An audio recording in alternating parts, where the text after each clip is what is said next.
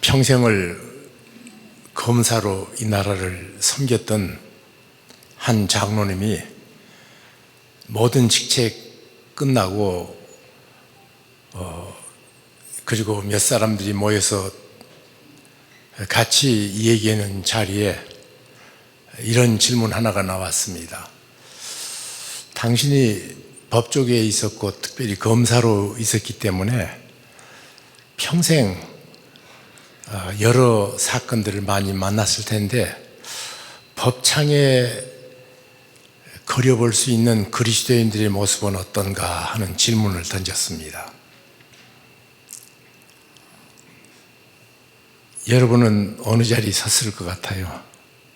법창에 나타난 그리스도인의 모습. 네 가지로 감탄사로 끝낸다 그래요. 해보십시오. 그랬더니 이제 올해가 3.1운동 100주년 아닙니까? 그리고 3.1운동 그것도 사실은 교회가 주축이 돼서 그 운동을 이끌어 갔습니다. 감옥에 갇힌 사람도 가장 많고 또 민족의 33인 중에 16명이 크리스찬인데 0.몇 %밖에 안 된 크리스찬 숫자가 민족 대표 16명으로 그렇게 포진해 있던 건 그리스도인들이 얼마나 열심히 헌신했는가를 보여줍니다. 감옥에도 많이 갇혔을 뿐 아니라 순교자도 가장 많이 나타낸 인구가 바로 기독교 인구입니다. 그런데 법창에서 이제 그때부터 재판들이 되기 시작해서 쭉 내려와 보는데 일제 때 기록을 보면 과연 무릎을 칠 수밖에 없대요. 과연 그리스도인은 다르구나. 주기철 목사님을 보니까 뭐 이광수 선생님도 무너졌고 주요한 선생님도 배교했고 다 그랬는데 주기철 목사님을 보면 과연이다. 그리고 약간의 젊은 청년 손양원이 대일본 제국을 향해서 호통치는 법정의 진술을 보면 과연 그 소리가 들리더래요. 하나님께서 해방을 주셨습니다. 광복의 기쁨 속에 살면서 보면 그때 나타난 법정의 기록들, 재판 기록들을 보면 설마, 아니 예수 믿는 사람이 설마 그럴까? 설마 그렇게 바뀐대요. 그리고 경제 발전이 한참 이룩돼 가지고 약진할 적의 기록을 보면 할 수 없군. 예수 믿는 놈들이나 믿지 않는 놈들이 할 수 없군. 그렇게 생각이 된다는 게예요. 도무지 차이가 없어진다. 그리고 요즘에 나타난 기록을 보면 한술 더 떠. 이것이 법정에 나타난 한국 그리스도인 모습이라는 얘기는 내게 충격적이었습니다. 왜 이런 일이 있었을까요? 이런 인생이 있는가 하면 또 그렇지 않는 인생을 한 분을 소개하겠습니다. 제가 함께 신앙생활 하면서 지금도 생각하면 흐뭇하고 기쁨이 생기고 그리워만 해도 즐거운 사람이 있습니다. 김인수 장로님 네 분입니다. 남서울 교회에서 같이 섬기기 시작해서 함께 남서울 은혜교회 개척도 같이 했던 김인수 장로님 네 분. 원래 이분은 오사카에서 태어나가지고 초등학교 5학년 때 늦게 한국에 나와서 한국에서 상주라는 자기 옛 고향에 거기서 다시 학교 들어가서 학교를 다니는데 오자마자 한국말 못해요. 그러니까 친구들이 쪽발이 요즘은 안 하는 소리입니다마는 일제시대를 살아본 사람은 쪽발이라는 말이 무슨 말인 줄 알 겁니다. 쪽발이 아무도 친구가 안 돼주더래요. 그런데 자기 친구 중에 학우 중에 한 사람이 자기를 그렇게 변호해주고 괴롭히면 막아주고, 그래서 친구 하나가 있었는데 이 친구 따라서 처음으로 교회를 나갔다고 합니다. 그리고 고등학교 졸업을 했는데, 고등학교가 다른 학교가 아니라 최신학교라고 당시에 머리 좋은 청년들을 뽑아다가 국가에서 100% 학비, 생활비 다 대주고 그런 학교, 고등학교가 있었습니다. 철도고등학교하고 최신고등학교는 그런 특수한 학생들을 공부시켰는데, 마치 머리가 좋고 가세는 안 되니까 그 학교를 들어가서 3년을 공부하고 최신 공무원이 됐습니다. 그때 고등학교 졸업하면서 교회도 졸업했답니다. 친구 따라 다니던 교회를 졸업을 했다고 그래요. 그리고 그는 직장 생활하다가 영어를 좀 더 공부하고 싶다. 그래가지고 영어 공부 클럽을 다녔는데 조이라는 클럽이었습니다. 이것이 영어로 성경 공부하는 클럽이에요. 거기 열심히 다니면서 거기서 한 여자를 만납니다. 이화여대 간호학과 다니는 김수지라는 여자를 만나서 둘이 연애했어요. 그리고 대학원을 졸업한 이 김수지는 이화여대 전임 강사가 됐습니다. 그런데 자기가 가만히 생각하니까 자기 아내 될 사람은 대학 교수인데 이제 자기는 고등학교 졸업한 최신 공무원이란 말이에요. 그래서 밸런스를 맞춰야겠다. 그래가지고는 국제대학을 다닙니다. 야간대학입니다. 그때 그가 어느 날 낮에는 일하고 밤에는 공부하고 몸이 몹시 피곤해지니까 우울증이 오기 시작했습니다. 그러면서 인생을 이렇게 아등바등 살아야 될 이유가 있는가? 내가 열심히 노력하면 내 인생이 펴질 건가? 불안감이 몰려드니까 이 허무 의식 때문에 도무지 밥도 못 먹고 활동도 잘 못할 질병으로 바뀌었습니다. 그때 국제대학교 3학년이었는데 국제대학교 다니면서 마치 거기에 한승호라는 목사님이 상담을 가르치셨던 분이었습니다. 그분에게 쫓아갔더니요, 얘기를 듣더니 허무라는 질병은 참 치료가 참 안 되는 질병이라고. 인간은 세 가지 문제 앞에 절망합니다. 첫째로는 이렇게 아등바등 사는 인생 살 가치가 있는가? 가치 문제입니다. 두 번째로는 모든 사람이 선을 좋아하는데 악을 좋아하는 사람 없단 말이에요. 깡패들도 악 자체 좋아하지 않습니다.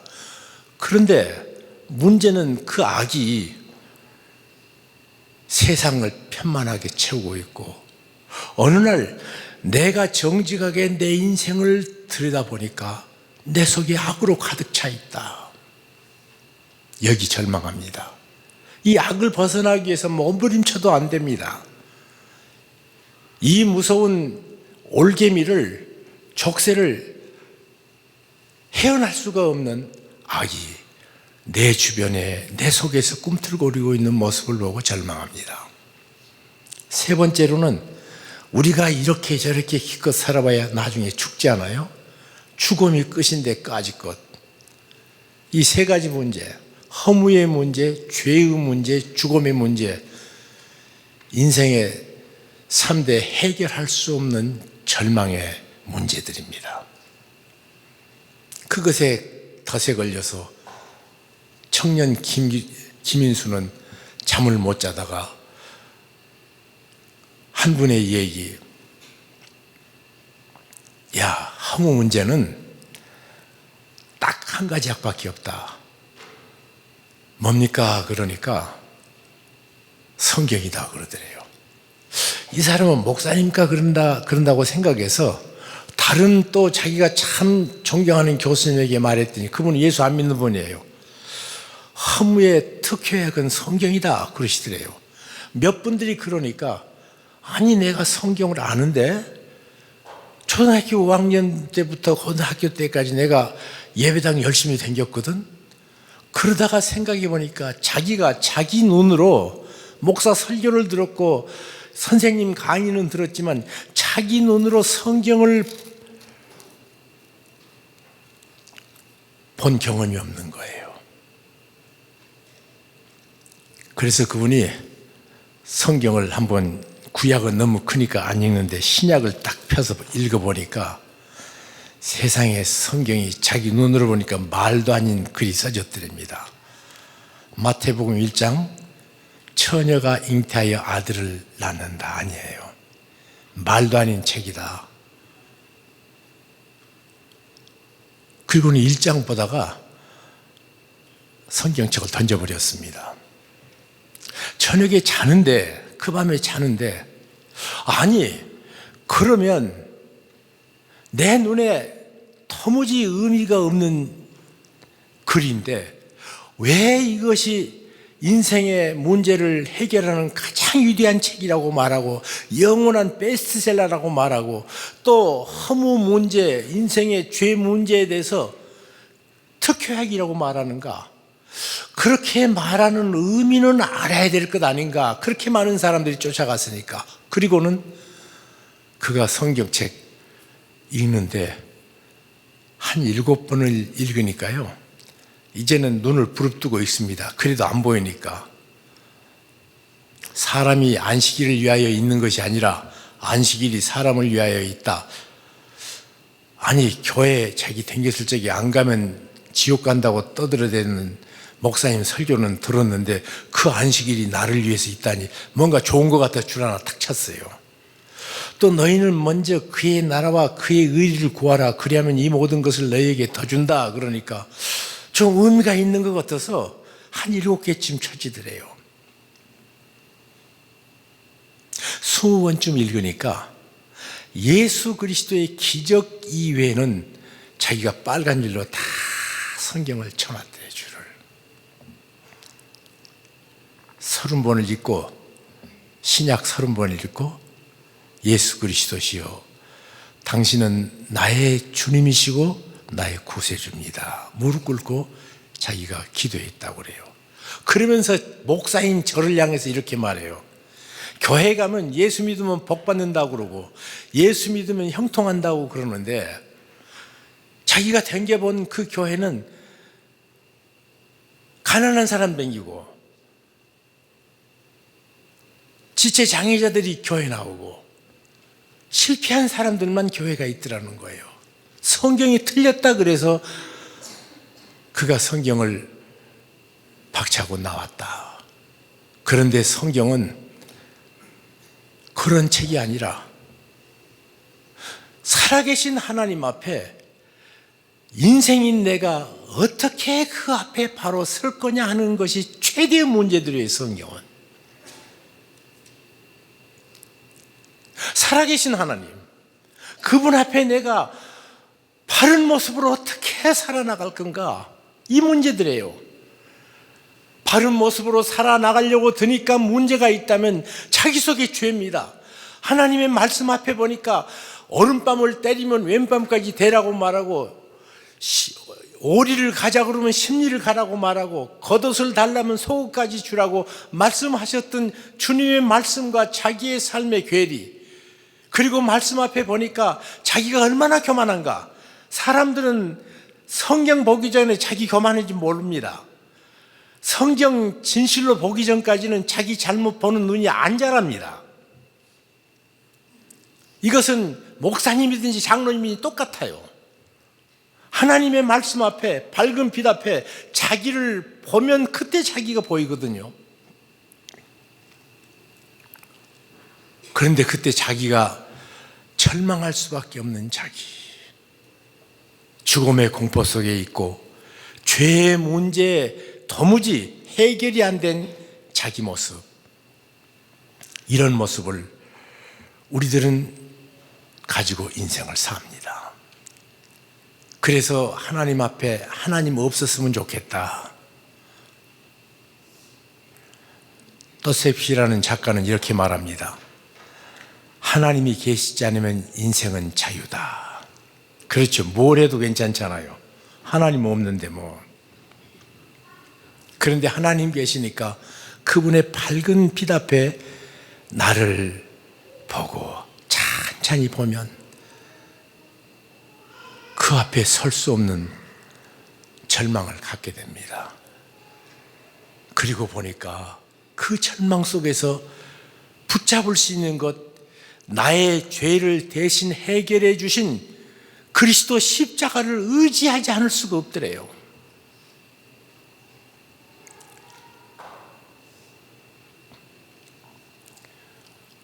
여러분, 이것이 기독교입니다. 우리 생에 하나님께서 주신 구원을 어떻게 누리는가? 우리 생에 하나님이 원하시는 기뻐하신 삶을, 하나님이 말씀하신 바른 인생을 어떻게 사는가 하는 것이 인생의 가장 큰 문제입니다. 하나님을 만났던 그 만남에 과거에는 제사를 통해서 만났습니다. 사람이 죄를 해결하기 위해서 하나님께서 방법을 마련해 주셨습니다. 죄는 용서해 주시는 사람이 그 방법을 가지고 있지, 죄 진 사람은 방법 없습니다. 그렇잖아요. 내가 우리 하목사한테 잘못했으면 용서하는 것은 하목사님의 길을 가졌지 내게 없단 말이에요. 하나님께서 이 무서운 죄의 저주에서 사는 인생을 향해서 죄의 해결책으로 제사 법을 통해 만나 주시기로 약속했습니다. 이것이 구약입니다. 죄의 값은 사망이라, 죄값은 죽음이라고 말했습니다. 그런데 내가 죽을 수 없으니까 하나님께서 나를 대신해서 짐승을 대신 죽이셔서 그 죽음이 전가됐다. 모두 그에게 값을 치러줬다. 그리고 그 죄사를 보시고 내 죄를 용서해 주시는 제사법을 하나님께서 마련해 주셨습니다. 그런데 하나님께서는 이것을 완전한 용서로 말씀하시지 않고 우리 하나님께서 하나밖에 없는 외아들을 나를 대신해서 죽이시는 십자가에 놀라운 제사로 마지막 제사를 드려서 완전한 구원을 우리에게 주셨습니다. 이것이 로마서 1장부터 로마서 11장까지 전체 얘기입니다. 로마서 12장은 이렇게 말합니다. 그렇게 너를 구원했으니까 그러므로 이 서신서를 읽으면 세 가지로 늘 봐야 됩니다. 하나는 예수 그리스도 이전의 삶, 그리고 예수 그리스도 그분으로 말미암아 이후의 삶. 그래서 옛날은 그랬지만 지금은 반나우예요. 이전 것은 아니고 지금부터. 그렇게 계속 설명하다가 그 다음에 하나가 더 있는데 therefore, 그러므로 너에게 그 구원 주셨으니까 그러므로예요. 그러므로 이제 어떻게 살아야 될 것인가를 말하는데 그 삶의 지침으로 오늘 읽은 이 성경 본문을 우리에게 주셨습니다. 그러므로 형제들아, 내가 하나님의 모든 자비하심으로 너희를 구원하노니 너희 몸을 하나님이 기뻐하시는 거룩한 산 제물로 드리라. 이는 너희가 드릴 영적 예배지라.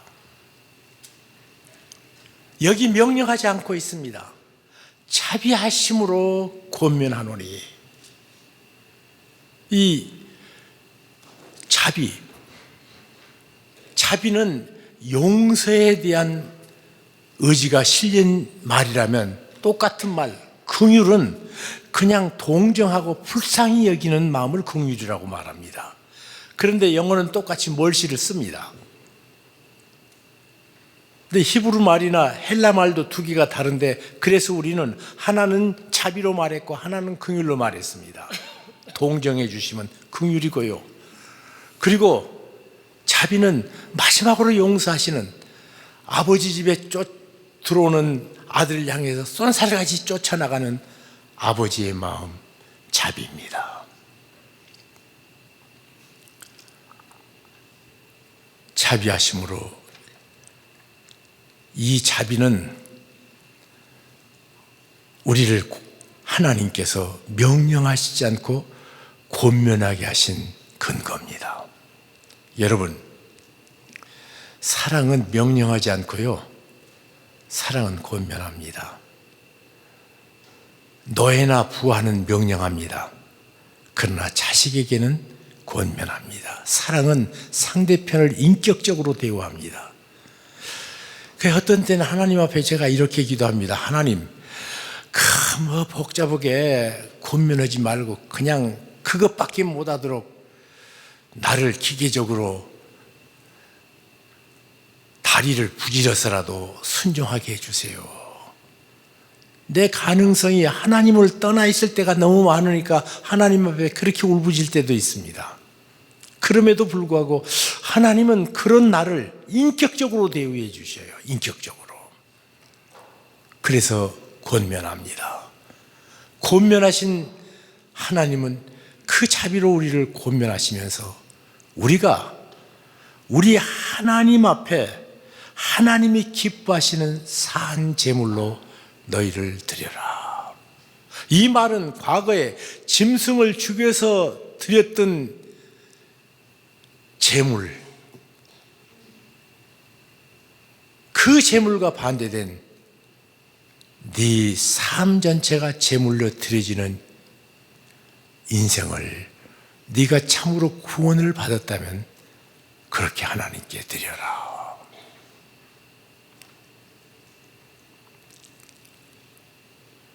이것이 너희가 하나님께 드릴 영적 예배니라 그랬습니다. 근데 우리말로는 영적, 그러니까 신령하다는 뜻으로 설명하니까 이 모습이 잘 안 보입니다. 그냥 이 헬라어 단어는 직역하면 합리적인 보여지는 그 말이에요. 사람들에게 눈에 볼 수 있는. 오늘 우리가 주일날 예배 드립니다. 예배 드리고 우리는 떠납니다. 예배 드렸다고 말합니다. 오늘 성경 본문은 너 주일날 이렇게 해서 하나님 앞에 예배 드렸냐? 그런데 이 예배 끝나고 진짜 너희 예배가 시작되는데 모든 삶이 하나님께 예배로 드려지는 인생을 살아라, 그 말이에요. 그냥 우물쭈물 너희들끼리만 찬송하고 기뻐하는 예배가 아니라 모든 사람에게 보여지는 예배를 드려라.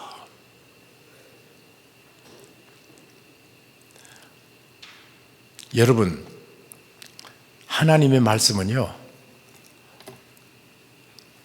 이 성경이 우리에게 하나님의 말씀입니다. 사실이죠? 근데 믿지 않는 사람에게는 우리가 하나님의 말씀이에요. 모르지 않아요. 그 사람들은 성경을 모르니까. 보여지는 예배. 법정에서 보니까 예수 믿는 주기철 목사님, 최골릉 목사님, 유관순 보여진단 말이에요. 야, 저것이 신앙이구나. 저것이 살아있는 믿음이구나. 그것이 타락하니까 할 수 없군이 되고 말이지.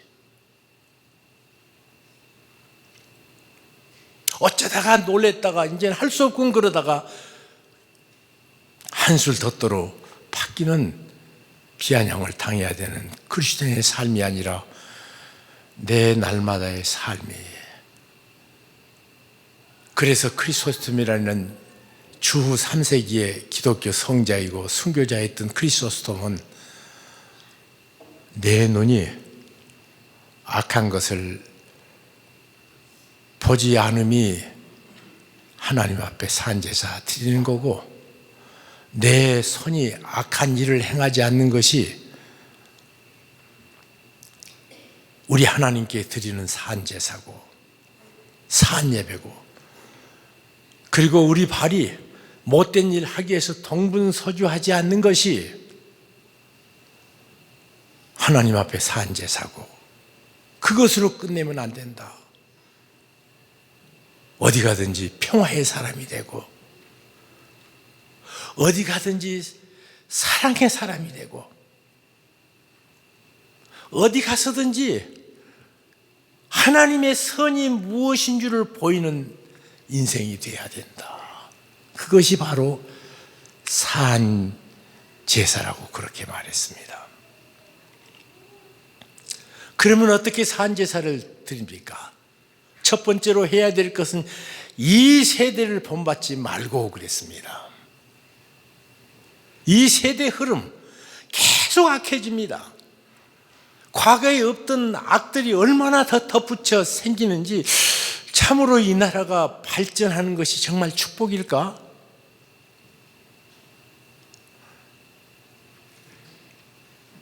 동성애 문제가 우리에게 언제부터 문제가 됐어요, 도무지.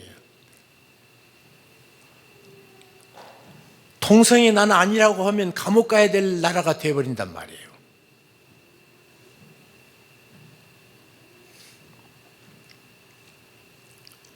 한 번도 들어보지 못했던 이상한 죄들이 과학이 발달되면 발달될수록 더 다른 모습으로 번식해서 자라나가고 있는 이 세상, 이 세대, 그리고 이 세대를 본받지 말라는 세대는, 그러나 이것은 지나가는 것이다.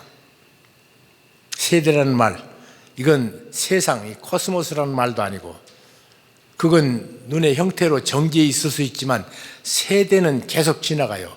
이 세대, 하나님 앞에 범죄에서 타락한 인생들이 만들어낸 세대를 본받지 말고,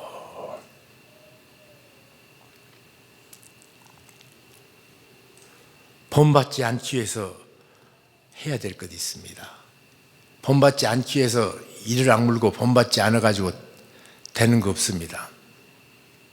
제가 언제 한번 한 얘기인데요, CCC에서 학생들 가르치고 있을 때였습니다. 그날 발제자로 하용조 학생이 발제자로 지명을 해서 준비해 온다고 그랬습니다. 그래서 모두 기다리는데 안 와요. 한참 기다려도 안 오니까 찬송 부르고 그러다가 안 오니까 할 수 없이 제가 땜통으로 대신 강의를 하게 됐습니다. 당이 다 끝날 때쯤 한 목사가 왔어요. 하용조가. 보니까 여기 이 볼에 큰 붕대를 이쪽으로 감고 왔습니다. 무슨 일이냐 그러니까, 자기가 천안에서 기차 타고 오는데 기차가 쌩 달리는데 아이들이 기차에 돌멩이를 던져가지고 이 오는 속도하고요 던지는 속도가 만나면 엄청난 속도가 됩니다. 그러니까 유리창을 깨고 냅다 맞았는데 한 3cm만 올라갔으면 눈이 없어질 뻔했습니다. 그래서 여러분이 만약 그것이 사실이었으면 애꾸는 하용조를 볼 뻔했습니다. 그때 장난감이 없는 그 시대에 자치기 하고 할 게 없잖아요. 남 골탕 먹이는 거, 그리고 기차가 지나가면 괜히 기차에 돌팔매질 하는 것이 그때 아이들의 재미였습니다. 선생님들은 모두들 말하기를, 야, 기차간에 돌 던지는 것은 안 된다 하면 혼난다. 그래도 계속 끊어지지 않습니다. 그런데 어떤 한 시골 선생님이 야, 기차가 지나가면 말이야 그냥 한번 손을 흔들어 봐라 그랬어요. 아이들이 기차가 지나가니까 손을 흔드니까 기차간 안에 있는 사람도 애들이 손을 흔드니까 같이 손을 흔들어줘요. 그래서 그 다음에 던지는 돌이 밖에서 흔드는 손으로 바꿔놓으니까 완전하더라고요. 하지 말라는 안 됩니다. 하는 것이 필요합니다. 이 세대를 본받지 않는 것으로 끝나면 안 됩니다. 그래서 이것도 않고 저것도 않고 술도 안 마시고 담배도 안 피고 이것이 크리스찬 줄 압니다. 아닙니다. 아니한 것으로만 안 됩니다. 하는 것이 필요합니다. 이 세대를 본받지 않고 마음을 새롭게 해라.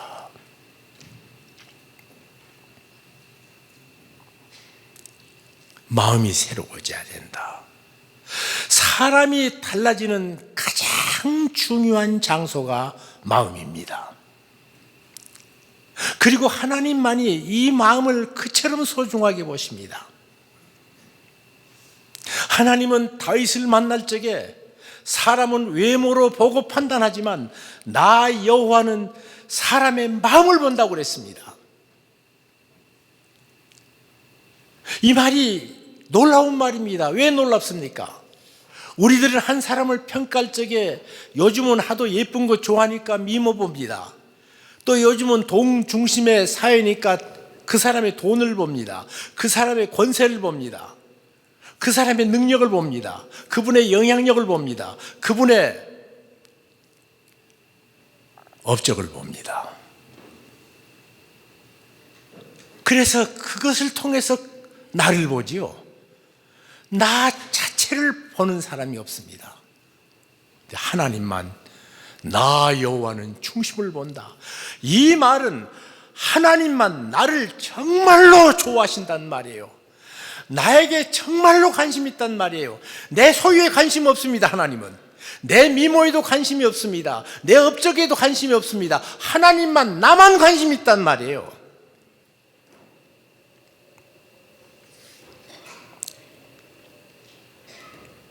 그런데 우리는 나만 내게 있어서 하나님만 보시는 마음, 관심이 없습니다.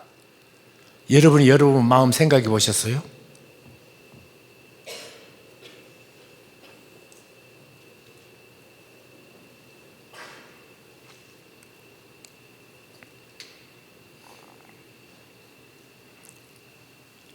쓰레기통처럼 쓰레기 집어넣고 밥을 넣으면 밥통이고 술을 넣으면 술통인데 쓰레기 넣으면 쓰레기통, 내 마음이 쓰레기통 되어서 하나님 보시는, 하나님이 나를 만나주시는 장소, 마음을, 관심을 갖는 사람이 참 드뭅니다. 진정한 변화는 이 마음에서 옵니다. 마음을 새롭게 해라. 지혜자 솔로몬은 무릇 지킬만 한 것 중에 내 마음을 지켜라. 생명의 근원이 이에서 남이니라. 생명의 근원, 삶의 근원이에요. 생활의 근원이에요. 우리는 생명, 생활, 삶, 세수로 분리를 해놓으니까 생명으로 태어난 것만 갖고 얘기를 하는데 생명이라는 단어를, 영어는 그냥 life예요. 하나예요. 그것이 생활도 되고 삶도 되고 그것이 태어난 생명도 되고 그래요. 하나입니다. 생명이라는 말은 하나예요. 이 생명이 어디서 난다고요? 마음에서 남이니라. 그러므로 마음이 새롭게 되지 않고는 내 인생이 바꿔지지 않습니다. 변장은 가능합니다. 변장. 근데 여기는 변장하지 말라 그러지 않고 변화를 받으라 그랬어요. 변장하라 그러지 않고. 변장하고 변화는 비슷합니다. 다른 사람이 볼 적에는 변장이나 변화나 똑같습니다. 그러나 진실된 변화는 마음이 바꿔질 적에 진실한 변화가 생깁니다. 변화를 받아. 그리고는 우리 하나님의 변화를 받을 적에 선하심과 하나님의 기뻐하심과 하나님의 온전하심 분별해내는, 변화받은 마음은 그것을 정확하게 분별해서 그 마음에 담아두기 시작합니다. 그때 진정한 변화가 온다고 말합니다. 그러면 김인수 씨는 어떻게 됐는가? 언제 남서울 교회에 오셔서 같이 초창기부터 교회 개척 같이 했는데, 구본영이라는 김영삼 정부 시대 청와대 경제수석에 있던 친구가 있습니다. 나중에 무슨 또 장관도 오고 그러던데, 그런데 이 구본영 장관이 KDI에 김인수 장로님과 같이 같은 사무실을 썼습니다. 전 그분이 누군지 몰랐습니다. 어느 날 교회를 나오기 시작하더라고요. 나오니까 제가 신방을 갔습니다. 근데 그분을 내가 다른 사람에게 구본영 어떤 사람인가 서울고등학교 출신들한테 물었더니요, 서울고등학교 출신들이 그래요. 그분은 서울고등학교가 배출한 3대 천재 중에 하나래요. 언제나 공부하면 1등이고 뭐든지 하면 맨 앞장섰고, 그렇게 칭찬을 많이 합니다. 제가 그분을 만나가지고 어떻게 우리 교회에 등록하게 됐습니까? 그러니까, 목사님, 사실 저는 인생을 거칠 것 없이 과외 공부도 하지 않고 스카이캐슬에 안 살아도 항상 나는 나와 사는 시대에서 가장 앞장서서 살아왔습니다. 미국 가서 공부할 적에도 거기서도 큰 소리 쳤고, 한국에 나와서도 누구에게 고개 숙여본 적 없는데, 같은 사무실에 있는 김인수라는 사람의 삶이 나와 다른 것을 보고 깜짝 놀랐습니다. 그래서 그분이 가는 데마다 쫓아다녔대요. 그분이 고려합성 장치혁 회장부터 필두로 해서 여러 사람 성경 공부 그룹을 만들어가지고 그룹 성경 공부를 계속했거든요. 거기도 쫓아가 봤고, 보니까는 교회에 가장 많이 오니까 에라 모르겠다고 교회를 쫓아오기 시작했습니다.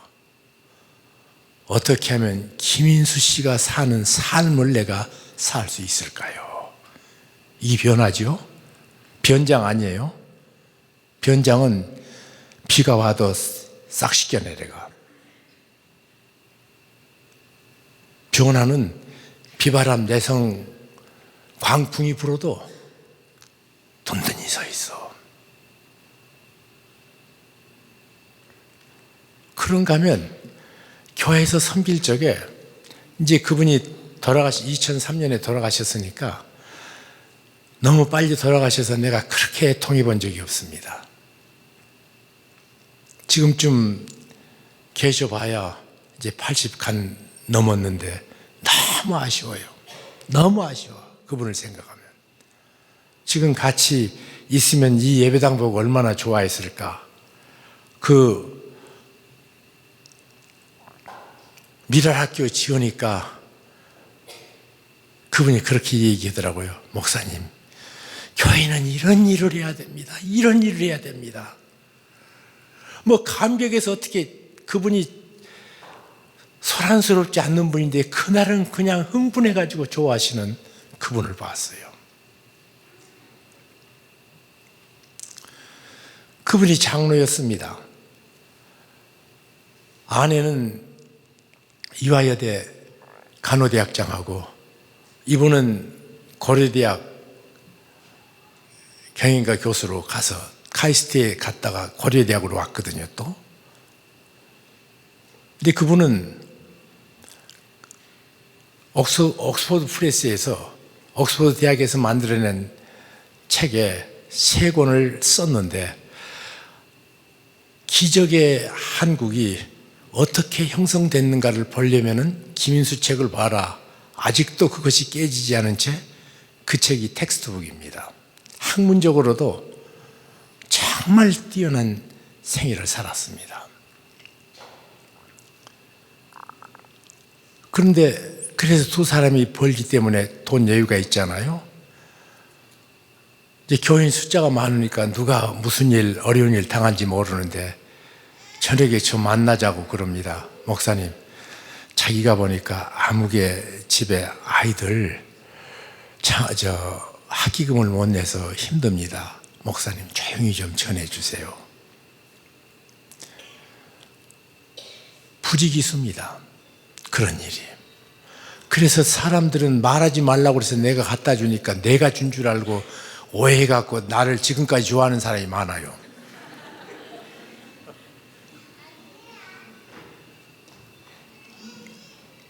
언젠가 설교할 적에 왜 우리는 입양을 못하는가?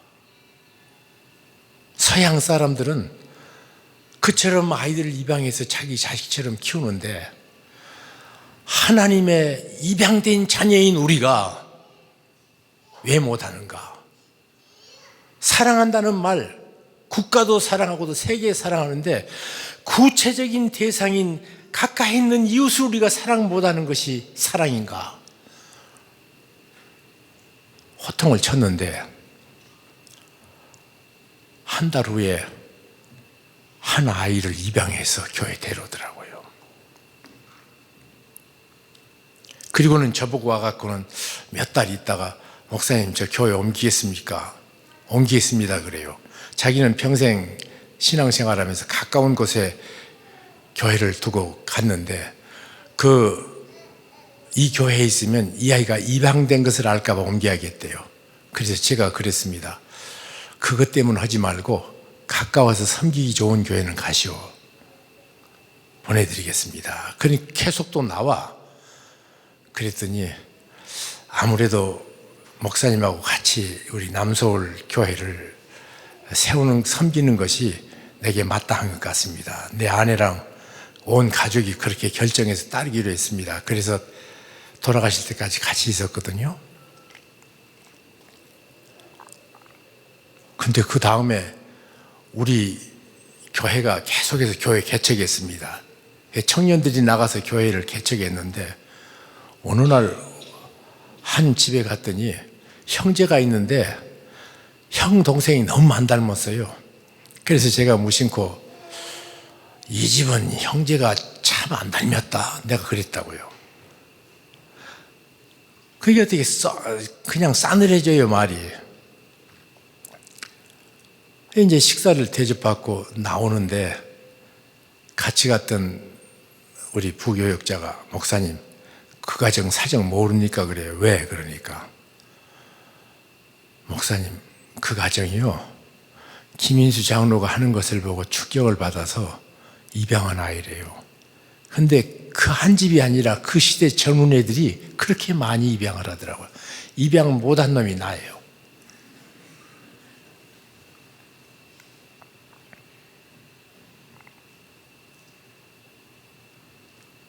그분을 과학재단 책임자로 세웠습니다. 복마전이랍니다. 국가에서 여러 연구실에 돈을 넣어주니까 엄청난 비용으로 넣어주는데 복마전 중에 복마전이랍니다. 근데 어떻게 알고 김인수 장로한테 그걸 맡겼더니요. 처음에는 죽인다. 저녁에 찾아와서 칼부림까지 했던 교수들, 연구원들. 박사도 인격이 안 자르면 더 악해 하여튼. 더 학문적으로 악해 하여튼.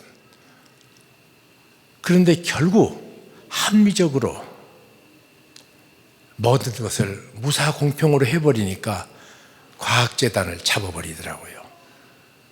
그것을 보고 아무 연고가 없는 김대중 대통령이 국가계획위원회 위원장을 시켰습니다. 이전에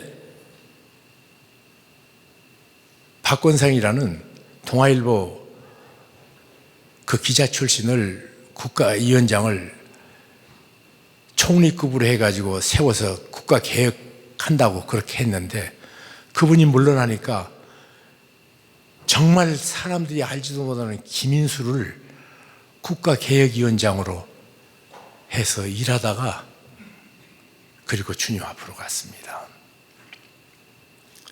그가 간 자리마다 또 그 아내 되는 김수지 박사는 지금도 곳곳에 조용히 뿌려놓은 씨앗이 얼마나 많은지 그 부부 정신과 치료하는 치료실도 만들어 놓고 갈 데 없는 노인들 마지막 호스피스 할 수 있는 것들도 자기 재산을 마지막 재산을 다 들여가지고 지금 해놔서 운영되고 있고 세종사이버대학 총장을 하다가 말라위에 간호대학을 세우고 돌아와서 너무 몸이 쇠약해지니까 면역력이 없어가지고요 혈의감으로 세상을 재작년에 떠났습니다. 그분이 돌아가신 다음에 한국의 과학의 전당, 한국의 과학자 30명을 뽑아서 헌정하는 첫 번째 30인에 여자로서 유일하게 김수지가 들어갔습니다.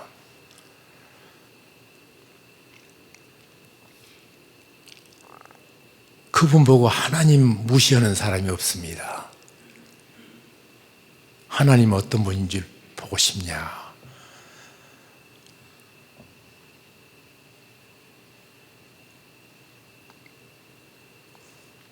근데 그분들이 늘 했던 것, 하나님의 선하심과 기뻐하심과 온전하심을 늘 잃어버리지 않기 위해서 하나님의 말씀을 그렇게 깊이 연구하고 보고 그럽니다.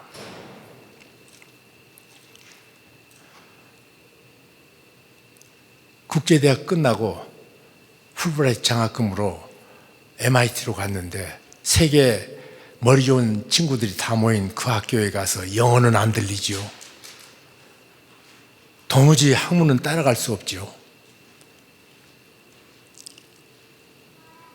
그때는 에어컨 없는 대신에 학교들에 팬이 있었는데 팬 소리가 들리면 자기가 영어 안 들린 이유가 저 팬 때문이라고 그렇게 계속 핑계를 대고 싶대요. 실제로 영어 실력이 없어서 안 들리는데 그 고통의 시간에 에라 모르겠다 그리고는 아침에 몇 시간을 주께서 마음의 평화 주실 때까지 성경을 읽고 그리고 기도하고 마음이 바뀌면서부터 학문이 들어오기 시작하더래요. 언어가 통달되고.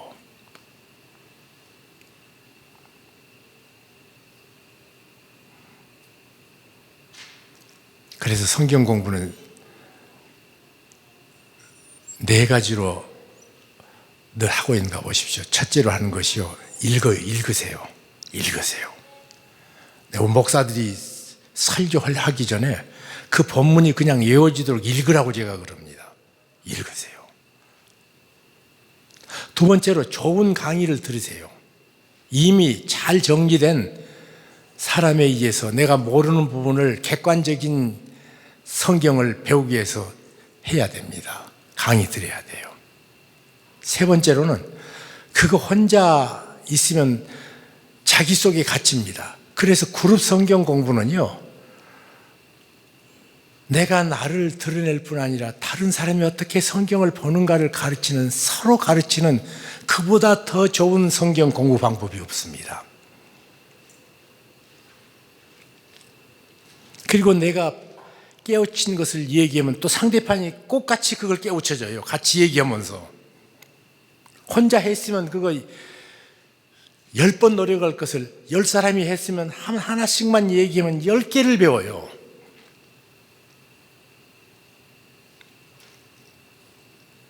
그래서 그룹 성경 공부는 우리 김인수 장로님 평생을 그룹 성경 공부했습니다. 그 네 번째로 아침에 일어나서 성경 한 패러그래프씩 읽으십시오. 그리고 그것을 이게 무슨 뜻일까? 그러면 이 뜻이 오늘 내게 무엇을 말씀하고 있는가? 이렇게 세 단계로 그 말씀 따라 주께서 깨닫게 해주시는 그 내용들을 순종하십시오. 지난주 우리 양영자 선수 그 큐티예요. 그게 이 네 개가 어울려져야 이 세상 사는 하나님의 백성이 강건하고 복되게 주의 말씀을 창전해서 그 말씀 따라 하나님의 선하심을, 어떤 사건 앞에 하나님 선하심을, 그리고 이 일에 하나님이 기뻐하실까?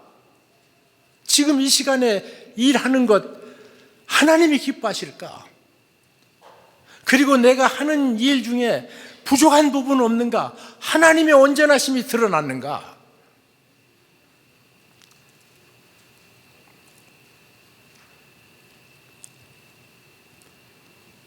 그렇게 또 생각하면 바른 분별력이 생깁니다.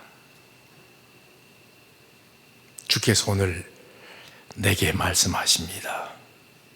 내가 하나님의 모든 자비하심으로 너희를 구원하노니 너희 몸을 하나님이 기뻐하시는 거룩한 산 제물로 드려라. 죽은 제물 말고 너희가 드릴 보여지는 예배니라. 우리는 오늘 예배한 다음에 이전을 떠나면서 우리들은 그리스도 없는 사람에게 하나님이 어떤 분인가를 보여주는 예배가 시작됩니다. 그 예배는 주차장에서도 드러나야 되고요. 여기다 접어두지 마시고 그 예배는 가정에 들어가서도 나타나야 되고요.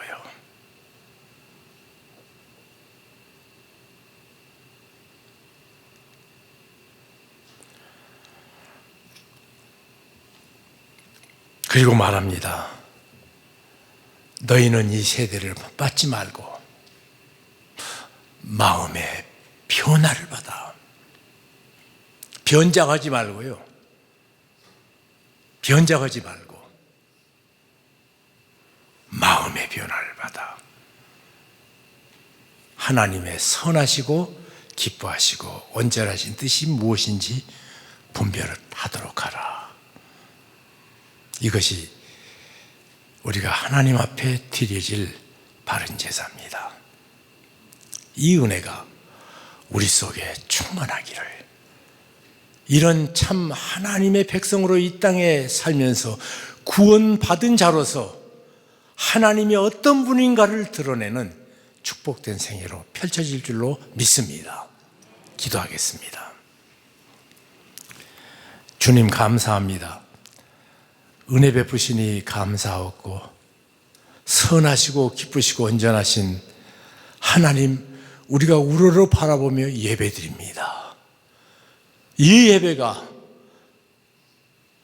우리가 예배 끝나고 흩어져서 운전하면서도 하나님의 선하시고 기쁘시고 온전하신 뜻이 드러나는 인생 되게 도와주시고, 직장에 가서도 하나님의 선하시고 기뻐하시고 온전한 뜻이 무엇인 줄 분별해서 사는 이런 축복된 생애 되게 도와주시옵소서. 거룩한 성령님 함께해 주심을 믿고 감사하옵고 예수 그리스도 이름으로 기도하옵나이다. 아멘.